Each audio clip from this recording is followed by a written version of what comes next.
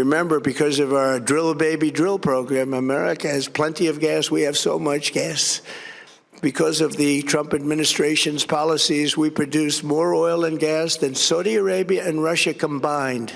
So, the U.S. has more oil than we need, and what's happening in the Middle East doesn't matter.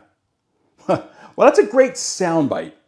But if that's actually true, why are gas prices still reacting to what happens near the Strait of Hormuz and in countries like Iran?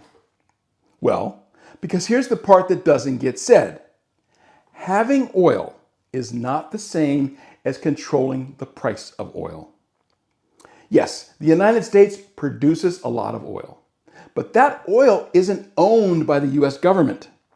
It's owned by private companies like ExxonMobil and Chevron.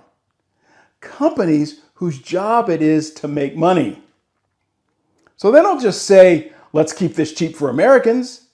They sell into a global market where oil is constantly being bought, sold, and traded. And that's the key.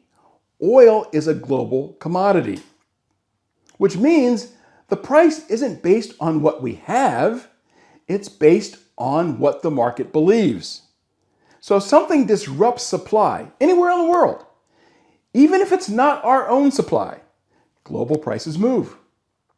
Now, the U.S. does have something called the Strategic Petroleum Reserve. And yes, that oil is owned and controlled by the government. But before you hang your hat on that, you need to understand something. That stockpile is actually pretty small. And at our current daily oil usage, that stockpile would only cover about 2 or 3 weeks of total U.S. oil demand. That's it. So yes, we produce a lot of oil here in the U.S., but that oil is still sold just like the rest of the world's oil is sold, at prices set by global markets. Now think about it this way.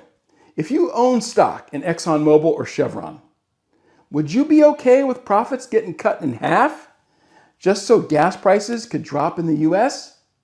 I don't think so. So yeah, we've got a lot of oil over here, but that fact alone isn't going to bring down the price you see at the pump anytime soon. Now I'm curious, did this change how you think about gas prices? Or were you already thinking this way? Drop me a comment and let me know.